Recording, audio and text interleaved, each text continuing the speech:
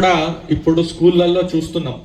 చాలా మంది ఈరోజు మేము డిగ్రీ కాలేజ్, ఇంటర్ కాలేజ్ చదివే వాళ్ళు అండ్ హై స్కూల్లో ఉన్న పిల్లల్ని మనము తీసుకురావడం జరిగింది. మీరందరూ మన దేశ యొక్క భవిష్యత్తు. మీ కుటుంబాలు చదువుకుని మంచి ఉద్యోగం తీసుకుని మీ ఇల్లుని కాపాడుకోవాలి, సమాజానికి ఒక మంచి అసెట్ అనేది అవ్వాలి. కానీ ఏమవుతుంది అంటే మనం కూడా ఉన్నాం స్కూల్లో, కాలేజ్లో కానీ హై స్కూల్లో కానీ మనం కూడా చదివేటప్పుడు అదొక fashion, being cool or being famous, popular. ఒక గ్రూప్లో ఒక వాళ్ళ ప్రెషర్లో, పియర్ ప్రెషర్ అని అంటాం, ఆ ప్రెషర్లో వచ్చేసి చాలామంది సిగరెట్ తాగడాలు, గంజాయి తాగడాలు. ఇప్పుడు కూడా మనము కొన్ని హాస్టల్స్లలో మనం కూడా రెగ్యులర్గా రైడ్ చేస్తుంటే మన టీచర్స్ కూడా చెప్తున్నారు, ఈ ట్యూబ్ ఏదో వస్తుంది దాన్ని తీసుకోవడం కానీ, ఇది చేయడం కానీ, ఇట్లాంటి రకరకాల ఇదన్నిటి నుంచి beautiful life is awaiting you. ఒక మంచి జీవితం మీకోసం ఎదురు చూస్తుంది. ఆ మంచి జీవితంని మనం చేయారా చెడు చేసుకున్న వాళ్ళం మనమే అవుతాం. అట్లాంటిది మీరు చేయకూడదు. ఏదైతుంది చిన్నగా కదా, వాళ్ళు చేస్తున్నారు కదా మనం కూడా చేయొచ్చు, ఏముంటుంది, ఎట్లా ఉంటుంది అనే క్యూరియాసిటీ అవన్నీ అంత అవసరం లేదు. ఎందుకంటే దిస్ ఇస్ ఆల్ గేట్వే. ఒక్కసారి మీరు స్టార్ట్ అయితే దాని నుంచి బయటికి రావడం చాలా కష్టం.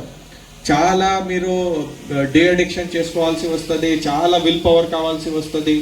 అంతా అందరికీ ఉండకపోవచ్చు. And social stigma is another thing.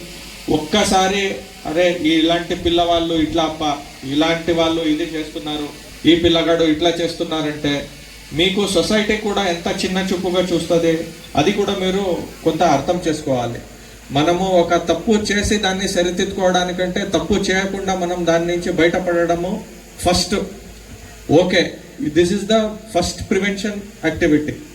Second, మీరు కూడా మీ స్కూళ్ళల్లో, మీ కాలేజీలో, మా ఉమెన్ అండ్ చైల్డ్ డిపార్ట్మెంట్ నుంచి వచ్చినటువంటి అంగన్వాడీ టీచర్స్కు అందరికీ కూడా నమస్కారాలు.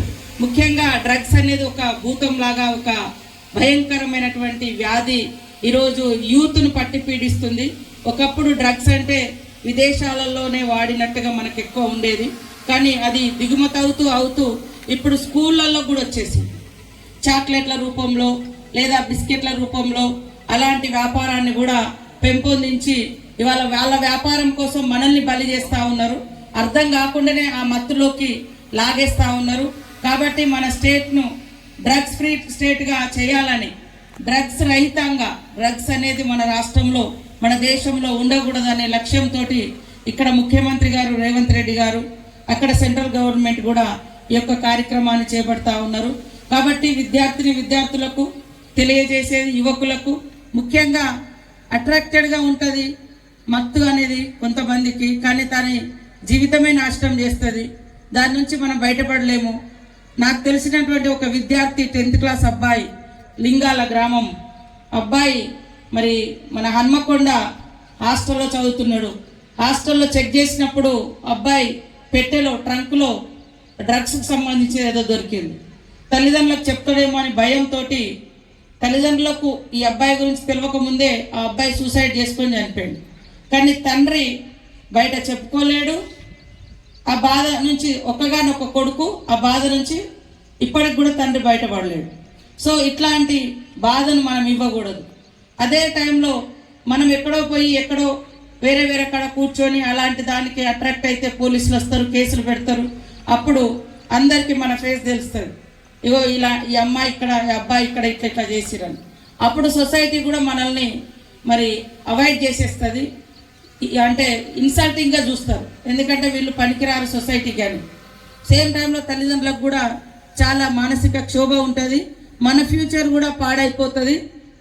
ఈరోజు రాష్ట్రంలో కానీ దేశంలో అత్యంత క్రూరమైనటువంటి నేరాలు ఏం జరుగుతున్నాయంటే చాలా చిన్న పిల్లల మీద అత్యాచారాలు జరుగుతున్నాయి. దాంట్లో ఎక్కువ డ్రగ్ అడిక్టెడ్ పర్సన్స్ చేసినటువంటిదే.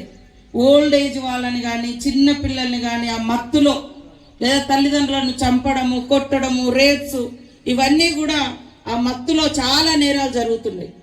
ఆ మత్తు నుంచి వాళ్ళు బయటపడలేక అదే ఆలోచనతో రకరకాల క్రైమ్స్ కూడా చేస్తూ ఉన్నారు. కాబట్టి అట్లాంటి పరిస్థితులు ఈ రాష్ట్రంలో ఉండకూడదు, ఈ దేశంలో ఉండకూడదు, మన జీవితంలో కూడా అలాంటిది రానియకుండా మరి ప్రతి ఒక్కరు కూడా డ్రగ్స్ రహిత సమాజ నిర్మాణం కోసం మనం అందరం కూడా కృషి చేయాలని కోరుకుంటూ ఈ యొక్క ప్రోగ్రామ్ను ఆర్గనైజ్ చేసిన ఎస్పీ గారికి వారి డిపార్ట్మెంట్కు స్పెషల్ థ్యాంక్స్. మీ అందరు కూడా చాలా పొద్దున్న నుంచి కూర్చుని ఉన్నారు. కూర్చోవడానికి లేదు, నిలబడడానికి లేదు, వర్షం పడుతుంది కాబట్టి కదా.